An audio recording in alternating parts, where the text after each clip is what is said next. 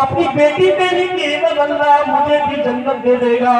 آئے بلال چلو، آئے لڑکیوں کی حیثیتیں دیکھنے والوں، خوبصورتی کے ساتھ ساتھ جہیز دیکھنے والوں اور جہیز کی ڈیمانڈ کرنے والوں، میں جہیز مانگنے والوں کو انٹرنیشنل بھکاری کہتا ہوں۔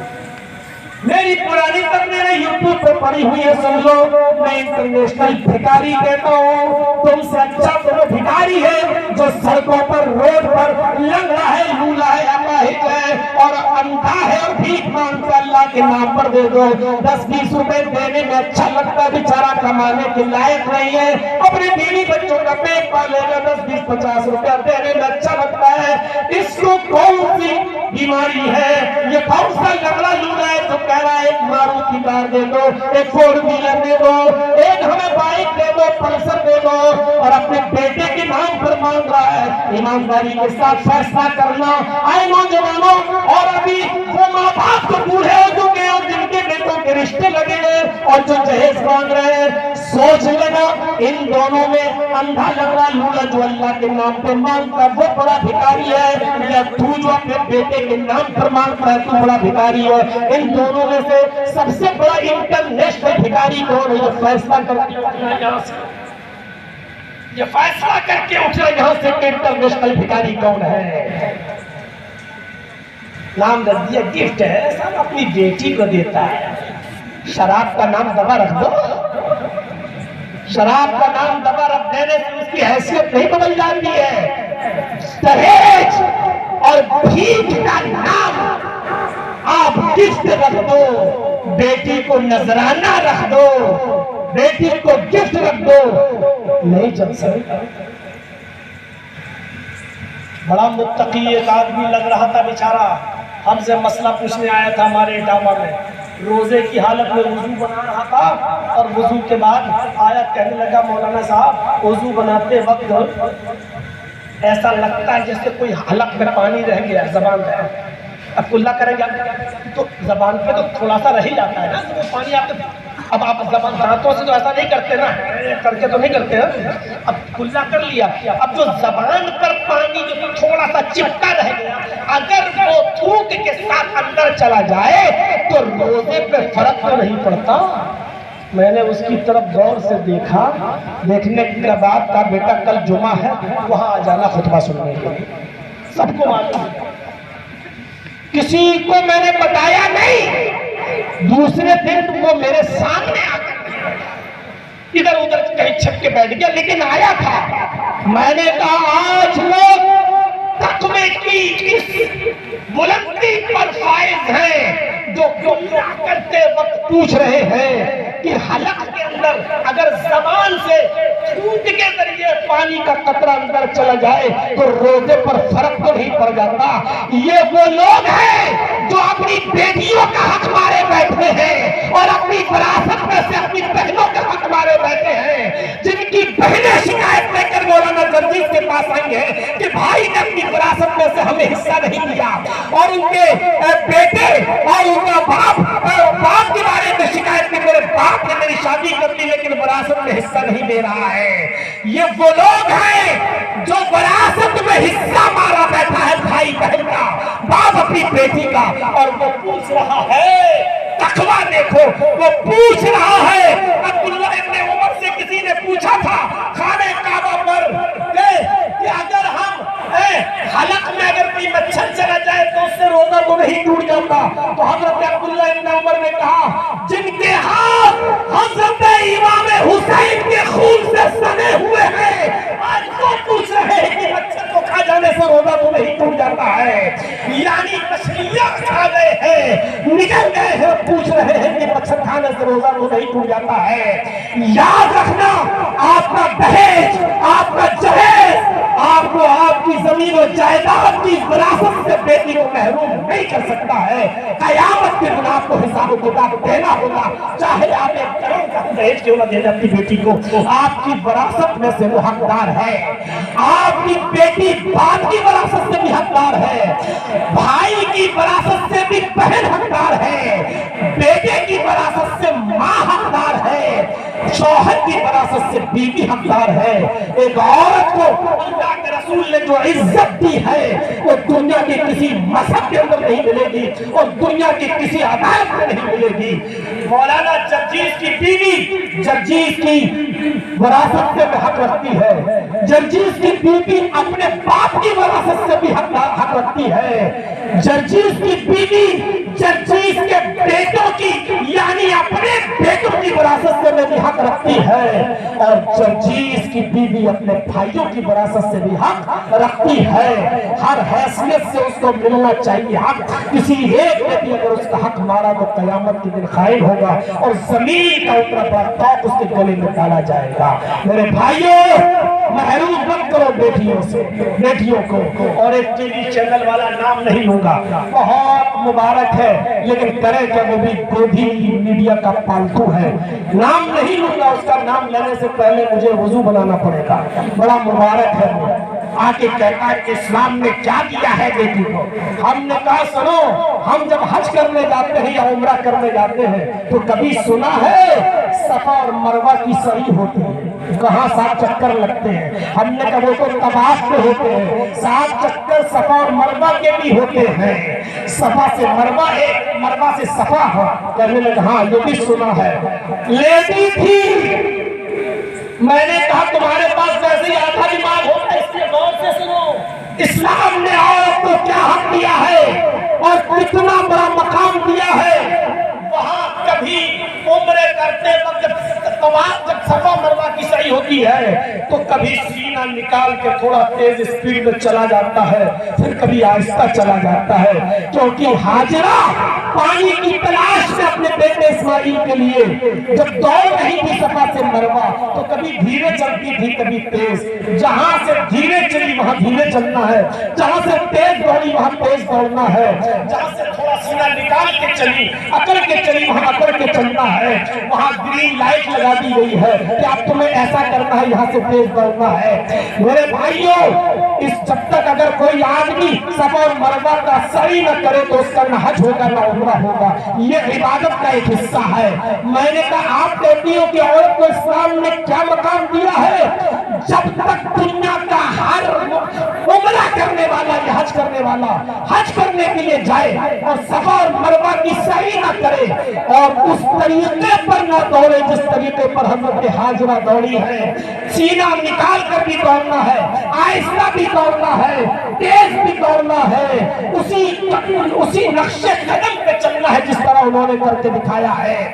जहां जहां हाजिरा के पैर पड़े हैं उसी जगह पर तुम्हें भी पैर रखकर चलना है। सुनो आए एंकर, आए गोदी मीडिया की पालतू एंकर, कान के पर्दे खोलकर सुन, इससे बड़ा मकाम एक औरत का क्या हो सकता है कि इस्लाम ने जहां जहां हजरत हाजिरा के पैरों के निशान है उन पैरों के निशानों पर चलने को अल्लाह ने अपनी इबादत का एक हिस्सा बना लिया है।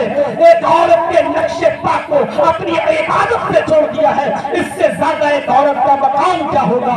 इससे ज्यादा एक औरत को कौन सा मजहब इज्जत दे सकता है? कल तक तुम्हारे शौहर जब मरते थे तो औरतों को उनके पतियों के साथ जिंदा जला दिया जाता था।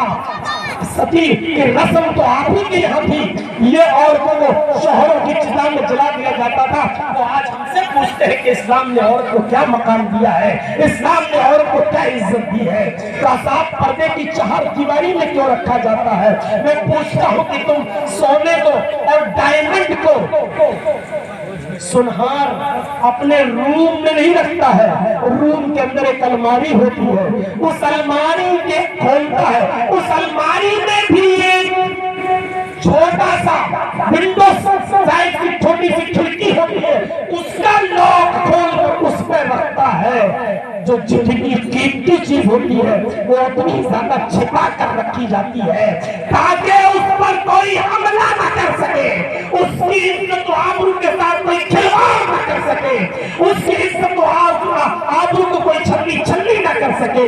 इसलिए इस اسلام نے عورت کی عزت و آبرو کو مقام دیا ہے، یہ ایسی ویسی چیز نہیں ہے، اس لیے اسلام نے عورت کو پردے کی چار دیواری میں رہنے کی اجازت دی ہے، لیکن اتنا ظالم نہیں ہے اسلام کہ اس عورت کو بیماری کی حالت میں باہر نکلنے کی اجازت نہ دے، ڈاکٹر سے چیک اپ کرانے کی اجازت نہ دے۔ عورت اپنے دائرے میں رہ کر اسکول جا سکتی ہے پڑھانے کے لیے، مدرسے جا سکتی ہے پڑھانے کے لیے، اپنے دائرے میں رہ کر نرسنگ کورس کر سکتی ہے، ہاسپٹل جا سکتی ہے، وہ نرس بھی بن سکتی ہے، اپنے دائرے میں رہ کر وہ کون سا کام ہے تو عورت نہیں کر سکتی ہے، لیکن دائرے میں رہ کر اسلام نے دائرہ ہی تو متعین کیا ہے۔ اگر دائرہ متعین کر دیا ہے، آپ کو دائرے پر اعتراض ہو تو ہم کیا کریں؟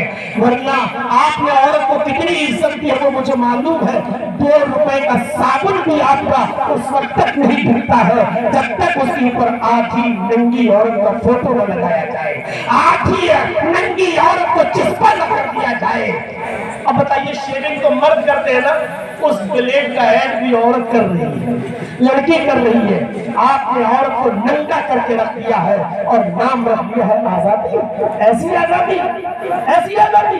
بنگال کے اندر میں تقریر کر رہا تھا، نیوز چینل والے آ گئے، کہنے لگے اسلام میں پردہ ہے، میں نے کہا جی، بولے ثانیہ مرزا کے بارے میں آپ کیا کہتے ہیں؟ میں نے کہا نام لینا ضروری تھا کیا؟ میں نے کہا مجھے صرف اتنا بتاؤ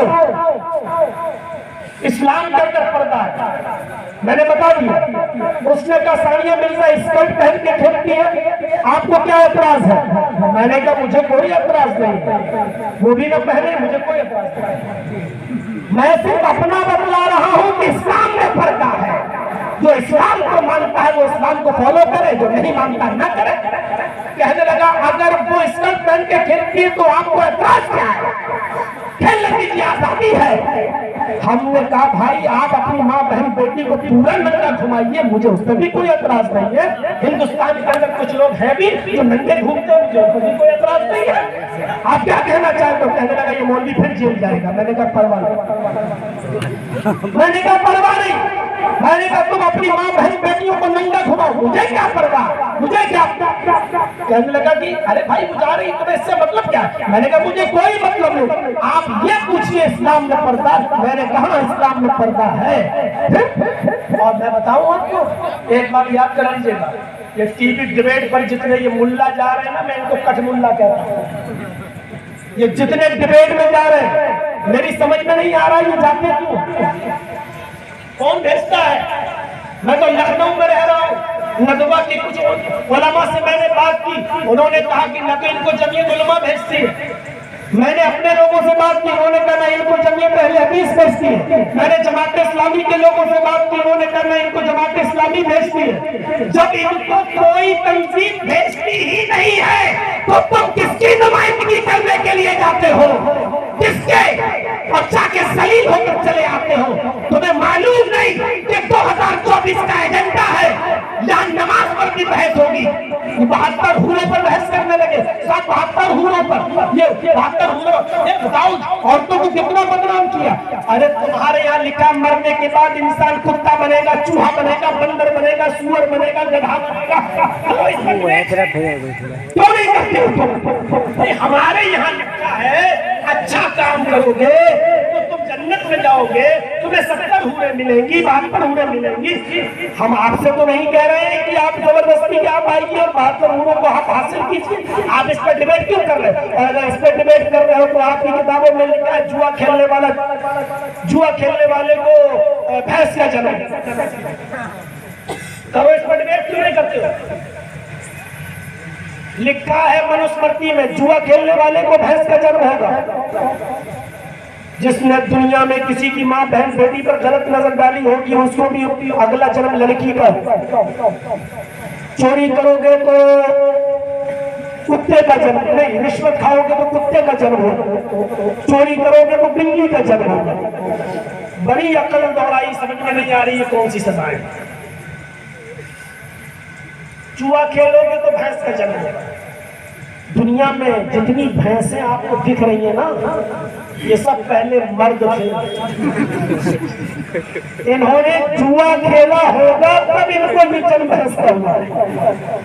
اب اس کا مطلب یہ ہوا کہ دنیا میں کوئی آدمی جوا نہ کھیلے تو بھینسیں پیدا ہی نہیں ہوں گی، اور اگر بھینسیں پیدا نہیں ہوں گی تو اس کا مطلب جانتے کیا ہوا؟ دودھ نہیں ملے گا، گھی نہیں ملے گا، مٹھا نہیں ملے گا، دہی نہیں ملے گا، چھاچھ نہیں ملے گا، یہ ساری نعمتیں آپ کو نہیں ملیں گی۔ اب سیدھا سیدھا مطلب کیا؟ یہ ساری نعمتیں کھانا ہے تو جوا کھیلو، یہی مطلب ہوا نا؟ اگر کھانا ہے کھیلو، کھیلو گے تو ہی بھینسیں ہوں گی، نہیں کھیلو گے تو نہیں۔ یہ ساری نعمتیں ہمیں جوا کی وجہ سے مل رہی۔ کرو بحث، چرچی صاحب کے ڈبیٹ میں آنے کے لیے تیار ہے، کرو بحث، نہیں کریں گے۔ آپ کی یہاں کوئی چیز لکھی ہے تو اس پہ بحث نہیں کریں گے۔ ایک آفر آیا میرے پاس،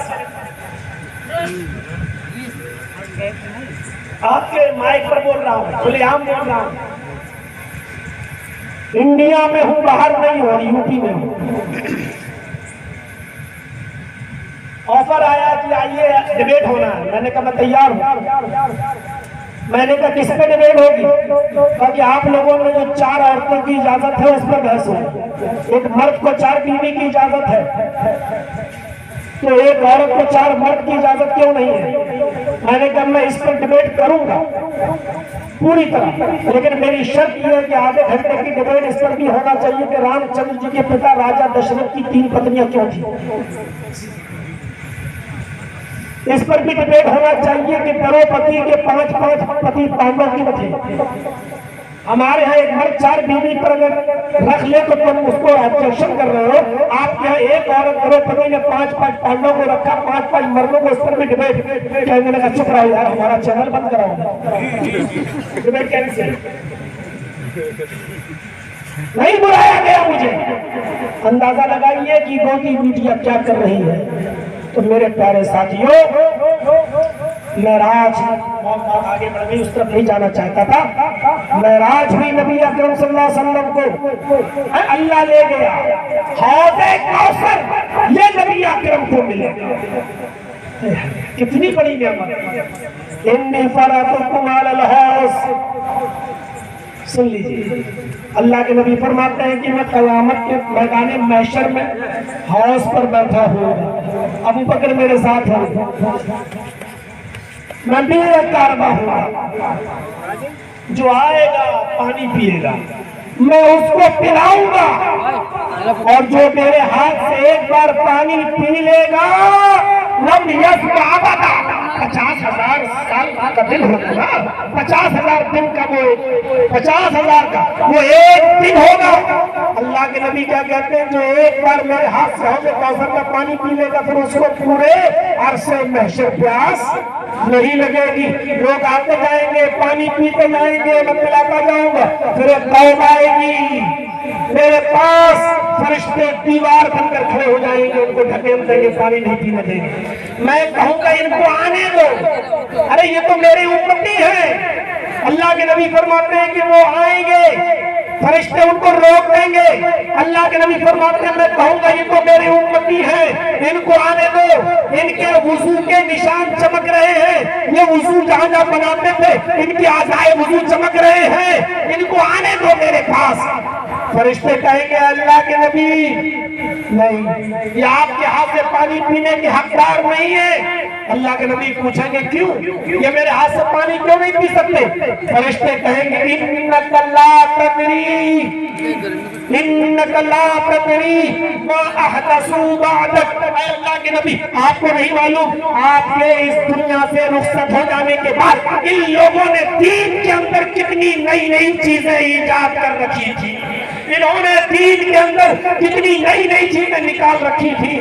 اللہ کے نبی کہیں گے انہوں نے میرے دین کو بدل دیا تھا، میرے دین کی شکل کو بدل دیا تھا۔ کہیں گے ہاں۔ اب اللہ کے رسول کیا کہیں گے؟ سحقاً سحقاً لمن غیر دینی، ان کو دور کر دو میری آنکھوں کے سامنے سے جنہوں نے میرے دین کو بدل دیا۔ قیامت کے دن بدعتیوں کو جناب محمد رسول اللہ کے ہاتھ کا پانی بھی نصیب نہیں ہوگا۔ دین کو مت بدلیے، دین کی شکل اپنی صورت میں باقی رہنے دیجیے۔ دین نہ تمہارا چلے گا نہ میرا چلے گا، دین چلے گا تو فاطمہ کے باپ کا چلے گا، دین چلے گا تو جناب محمد رسول اللہ کا چلے گا۔ میرے بھائیوں، بہت سی نعتیں ہوئی، نظمیں ہوئی، نبی اکرم کی تعریف میں بہت سی باتیں کہی گئی، اور حقیقت ہے کہ محمد رسول اللہ صلی اللہ علیہ وسلم اس تعریف کے حقدار ہیں۔ اور کیوں نہ ہو، جب ہجرت کر کے مدینہ جا رہے تھے اور چاروں طرف لوگ کھڑے تھے اور وہ چھوٹی چھوٹی مدینہ میں انصار کی بچیاں جو دف بجا رہی تھی ڈھول، اور اس میں کہتی جا رہی تھی طلع البدر علینا من ثنیات الوداع وجب الشکر علینا ما دعا للہ داعی۔ اور کیجئے ان جملوں پر، طلع البدر علینا من ثنیات الوداع، آج تو 14ویں رات کا چاند فارہان کی چوٹیوں سے نمودار ہوا ہے، آج چاند ہمارے شہر میں چمکا ہے، ہم اللہ کا جتنا شکر ادا کریں وہ کم ہے۔ وجب الشکر علینا ما دعا للہ داعی، اللہ کا شکر ہم پر واجب ہے، لیکن ہم جتنا بھی شکر کریں وہ کم ہے۔ لڑکیاں وہ چھوٹی چھوٹی 5 سال کی 6 سال کی دف بجا رہی ہیں اور گیت گا رہی ہیں، وہ بیچاری جانتی نہیں ہیں، لیکن اسی گیت میں ان کی زبان سے ایک ایسا جملہ نکل گیا جو جملہ نبی اکرم کو پسند نہیں آیا۔ ان بچیوں نے گیت گاتے گاتے کہا وَفِينَا نَبِيٌّ يَعْلَمُ مَا فِي غَدٍ، آج ہمارے درمیان ایک ایسے رسول، ایک ایسے نبی آ گئے ہیں جو کل کی بات بھی جانتے ہیں، کل کیا ہونے والا ہے وہ بھی بتا دیتے ہیں۔ اللہ کے رسول اپنی اونٹنی سے اتر گئے، جب تک تعریف ہو رہی تھی ٹھیک تھا، لیکن جب یہ سنا کہ یہ چھوٹی چھوٹی بچیاں کہہ رہی ہیں کہ ہمارے درمیان ایک ایسے نبی آ گئے جو کل کی بات بھی جانتے ہیں، ابھی سے اگر ان کی اصلاح نہیں کی گئی تو بڑے ہو کر یہ بہت بڑے شرک میں مبتلا ہو جائیں گی۔ اللہ کے نبی اپنی اونٹنی سے اترے اور فرمایا دعی ہاذہ الکلمات، اے بچیوں یہ جملہ چھوڑ دو، یہ جملہ نہیں پڑھو، اللہ کی قسم مجھے نہیں معلوم کہ کل میرے ساتھ کیا ہوگا اور تمہارے ساتھ کیا ہوگا، مجھے نہیں معلوم۔ یہ جناب محمد رسول اللہ تھے جو اونٹنی سے اتر کر ان بچیوں کو سمجھا رہے ہیں اور یہ کہہ رہے کہ دعی ہاذہ الکلمات، ان جملوں کو چھوڑ دو۔ یہ نبی، یہ پیغمبر ہے جناب محمد رسول اللہ صلی اللہ علیہ وسلم، جو تعریف ہو رہی ہے، ٹھیک ہے تعریف کے مستحق ہے کہ آج 14ویں رات کا چاند اور حقیقت میں خوبصورت ہے اللہ کے نبی، کیوں نہیں تعریف کی جائے گی؟ ہندو دھرم کی کتاب بھاگوت پران کے اس 12 کے ادھیائے 2 نمبر 19 میں لکھا ہوا ہے اشوما وچرن نشنا وچرن نشنا چھوڑیا ہائینا پرتی مگوتی میرے پرنگ گچھتے دسیوں نے کوٹی چھوڑی ہمیشیتی، اتنا سندر ہوگا امرشی، اتنا سندر ہوگا جو تمہارے وچاروں میں نہیں، تمہارے خیالوں میں نہیں آئے گا۔ وچرن نشنا چھوڑیا ہائینا پرتی مگوتی میرے پرنگ گچھتے دسیوں نے کوٹی چھوڑی ہمیشیتی، اس کے شریر سے اتلیت تیز کی کرنیں چھٹک رہی ہوں گی، اتنا سندر ہوگا کہ تمہارے دماغ میں نہیں آئے گا۔ واقعی اللہ کے رسول اتنے خوبصورت تھے جو کسی کے دماغ میں نہیں آتے تھے۔ اگر آپ کی خوبصورتی کسی کے دماغ میں آ جاتی تو سب کی بات ایک ہی ہوتی، کسی نے کہا کہ وہ چاند کی طرح تھے، کسی نے کہا کہ وہ سورج کی طرح تھے، کسی نے کہا کہ وہ دودھ کی طرح تھے، کسی نے کہا کہ وہ برف کی طرح تھے۔ اپنے الگ الگ تاریخ میں لوگوں نے اپنی اپنی باتیں کہی ہیں، اپنی اپنی باتیں کہی ہیں۔ میرے پیارے ساتھیوں، حسان ابن ثابت نے بھی جو باتیں کہی ہیں وہ باتیں دوسرے بات میں کی، وہ احسن منک لم تر قط عینی واجمل منک لم تلد النساء خلقت مبرئا من کل عیب۔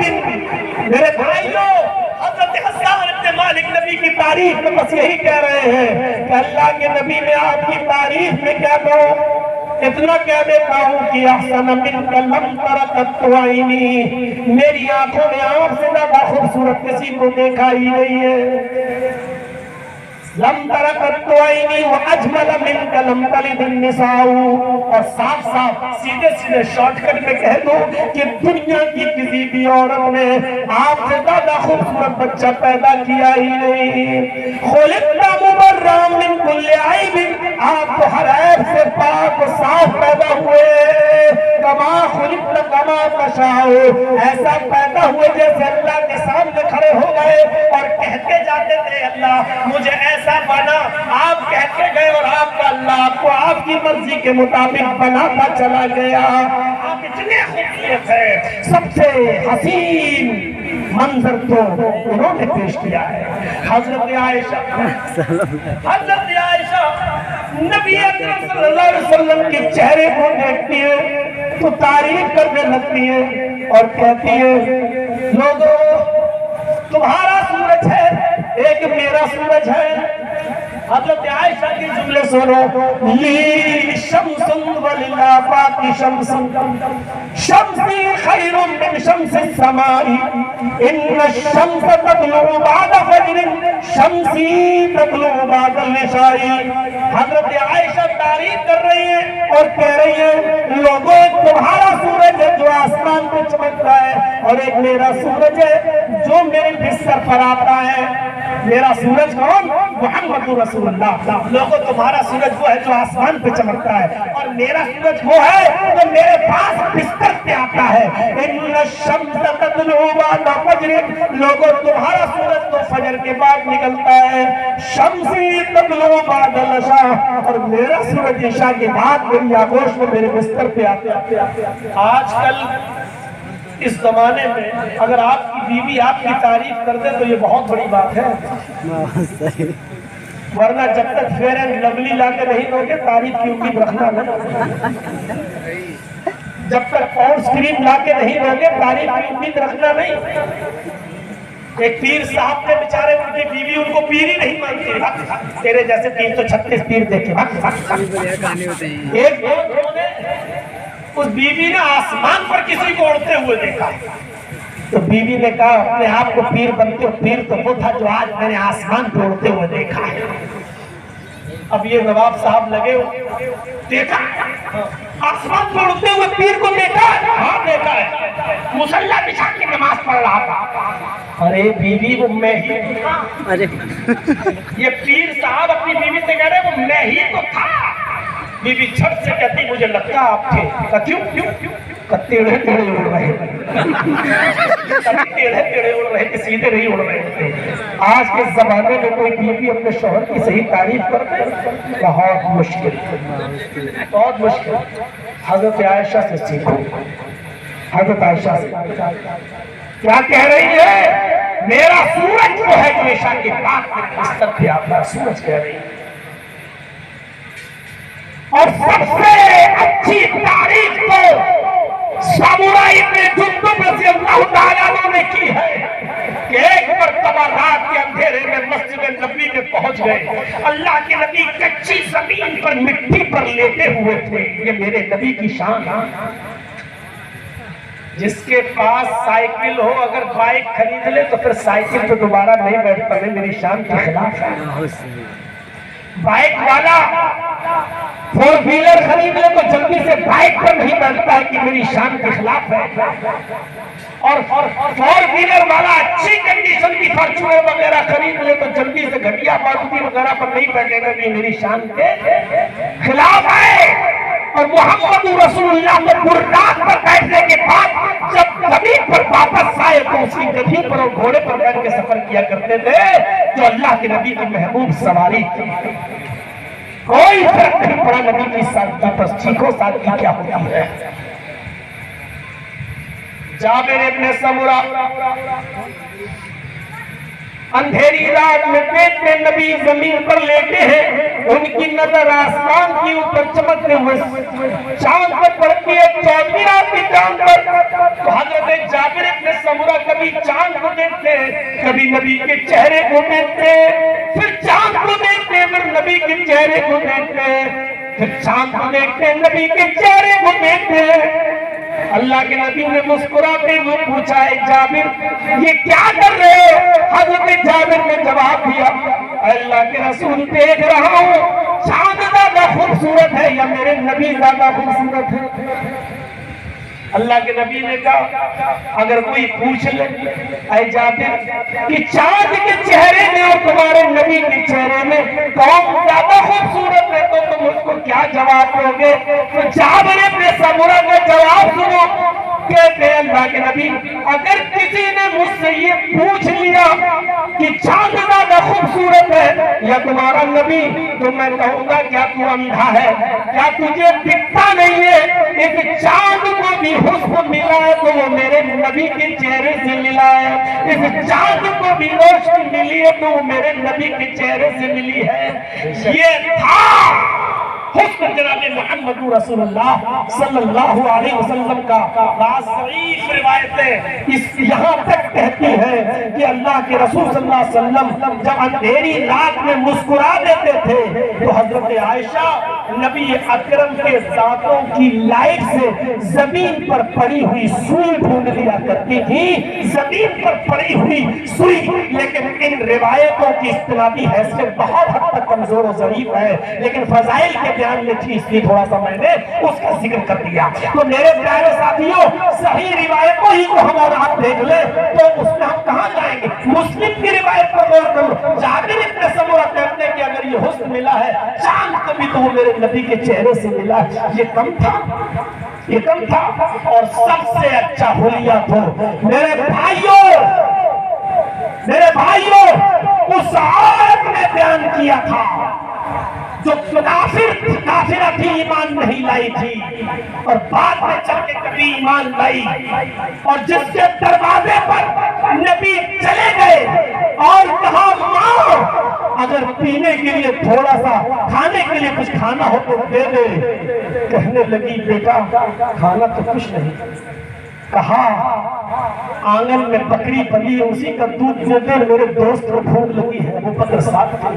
کہا بیٹا جس بکری کی طرف تو اشارہ کر رہا ہے وہ بکری نے تو کئی مہینوں سے دودھ دینا بند کر دیا ہے۔ فرمایا کہا ماں ذرا برتن اٹھا کے لا، میں بھی تو تجربہ کر کے دیکھ لوں۔ غصے میں گئی، برتن اٹھا کے لائی اور کہا لے معبد برتن پہنچا، اگر مجھے جھوٹا سمجھتا ہے تو تو ہی دھو کر دیکھ لے۔ اس کو کیا معلوم کہ میرے دروازے پر آج کون سی ہستی آئی ہے، یہ جہاں جاتی ہے رب کی رحمت اس کے ساتھ جاتی ہے۔ محمد ابن عبداللہ نے، محمد رسول اللہ نے برتن لیا، بکری کی طرف بڑھے، بکری کے تھن میں ہاتھ لگایا، ساون بھادوں کی طرف بارش ہوئی، بکری دودھ دینا شروع کر دی، پورا برتن بھر گیا۔ ابو بکر کو دودھ پلایا، خود دودھ پیا، گڑیا سے کہا ماں اے ام معبد اب تو دودھ پی۔ گڑیا بھی دودھ پینے لگی اور پھر بھی دودھ جا کر ختم نہیں ہوا۔ کہا میں جا رہا ہوں، کہا نہیں میرے شوہر ابو معبد جنگل گئے ہیں، شکار کرنے گئے ہیں، ابھی آ رہے ہوں گے، ابھی آتے ہوں گے، گوشت کھا کے جانا، میں سالن بنا دوں گی، تم بھوکے تھے بیٹا کھانا کھا کے جانا۔ ماں ابھی جانے پہ بہت کام ہے، ایک ہفتے کے بعد جب لوٹ کے آؤں گا تو تیرے گھر سے ہوتے ہوئے جاؤں گا انشاءاللہ۔ یہ کہہ کر آپ نکل گئے، دروازے پہ پہنچے تو پڑیا کو دیکھا، گاؤں میں معبد جی کہا سن جب تک یہ بکری زندہ رہے گی اب دودھ دیتی رہے گی، دعا دے کے چلے جاتے ہیں۔ ابھی چند قدم ہی گئے تھے کہ ابو معبد گوشت لے کے آ گیا، جیسے گھر میں گھستا ہے بکری کے تھن سے ابھی بھی دودھ کی بوندیں ٹپک رہی تھی، اس نے گوشت کی پوٹلی زمین پر رکھ دی، بکری کے تھن سے ٹپکتا ہوا دودھ اور محمد رسول اللہ کے جسم سے ٹکرا کر تو ہوا گزری تھی، اس کی مہک اس کی ناک تک گئی، چیخ پڑا ابھی اس راہ سے گزرا ہے کوئی، ابھی اس راہ سے گزرا ہے کوئی، کہہ دیتی ہے شوخی نقش پاکی جس طرح پیروں کے نشان بتا دیتے ہیں ابھی اس راستے سے کوئی گزرا ہے۔ ایسے ہی اے ام معبد پر گھر سے آنے والی مہک اور بکری کے تھن سے ٹپکنے والا دودھ بتا رہا ہے کوئی رحمتوں والا، کوئی برکتوں والا یہاں سے گیا ہے۔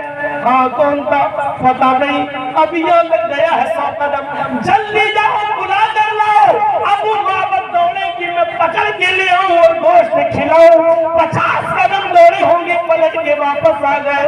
اے ام معبد, میں پہچانوں گا کیسے اسے؟ ارے اس کی آنکھیں بتا کیسی تھی, اس کی ناک بتا کیسی تھی, اس کا گال بتا کیسا تھا, اس کے ہونٹ بتا کیسا, اس کے سینہ کیسا تھا, اس کے بال کیسے تھے. ارے کچھ حلیہ تو بتا کہ وہ کیسا تھا, میں اس کو لے آؤں. کہنے لگی ابو معبد, اے ابو معبد, اس کے چہرے پر اتنا رعب و دبدبا تھا کہ آنکھوں سے آنکھیں ملانے کی میری ہمت نکال ہوئی ہے. اتنا جلال چمک رہا تھا, اتنا رعب تھا اس کے چہرے پر کہ میں کچھ دیکھ ہی نہیں سکی. اتنا رعب تھا اس کے چہرے پر.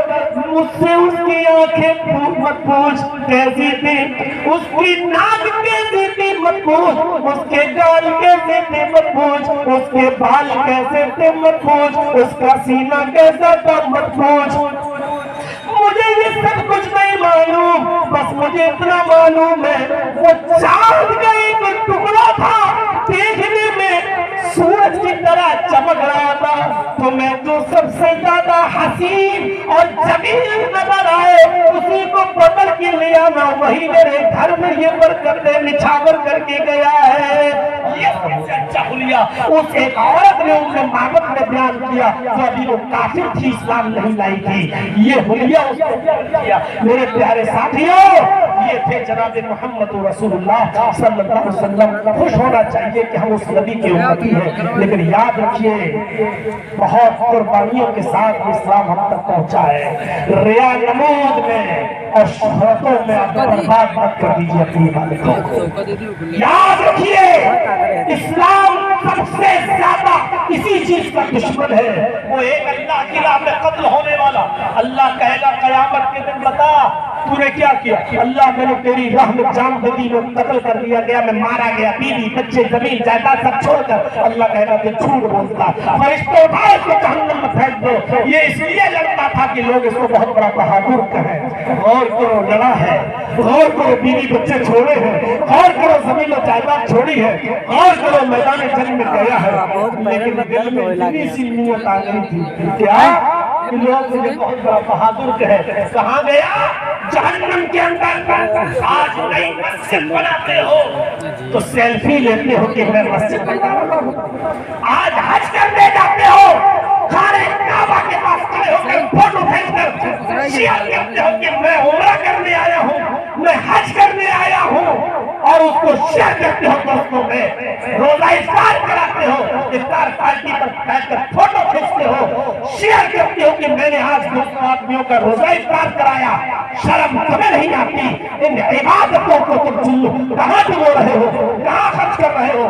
قربانی کا بکرا لائے تو اس کو لیا, اب دوست پوچھے کتنے میں؟ 25,000 کا. اب آپ کا وروٹی سوچ رہا ہے 30,000 کا لاؤ, میں نیچے کیسے رہو؟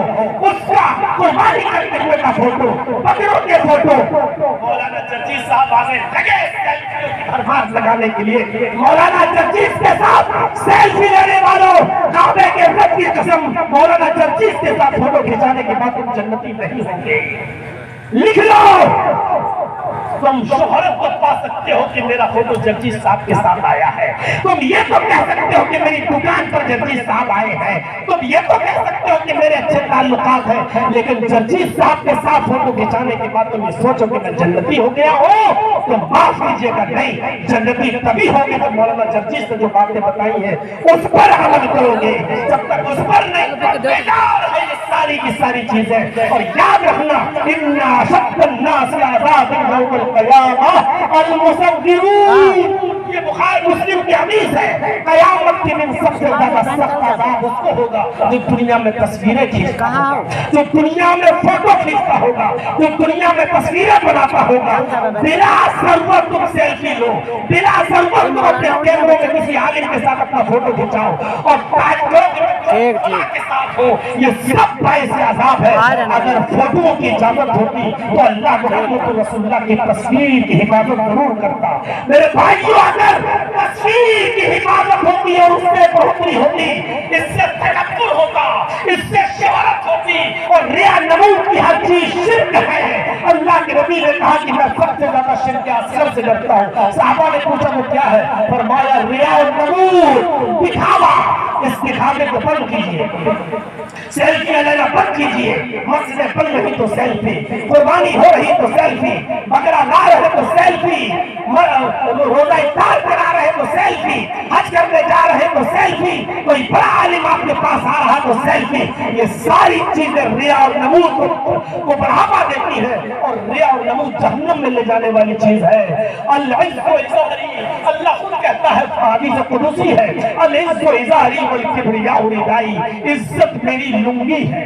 دو کپڑے ہم اور آپ پہنتے ہیں نا، ایک اوپر ایک نیچے، اللہ کہتا ہے میں بھی دو کپڑے پہنے ہوئے ہوں۔ العز و ازاری، عزت میرے لیے ہے، یہ میری لنگی ہے، میں عزت کو باندھے ہوئے ہوں۔ العز و ازاری، عزت جتانا یہ میری لنگی ہے، والکبریاء ردائی، اور تکبر، گھمنڈ تکبر یہ میری چادر ہے۔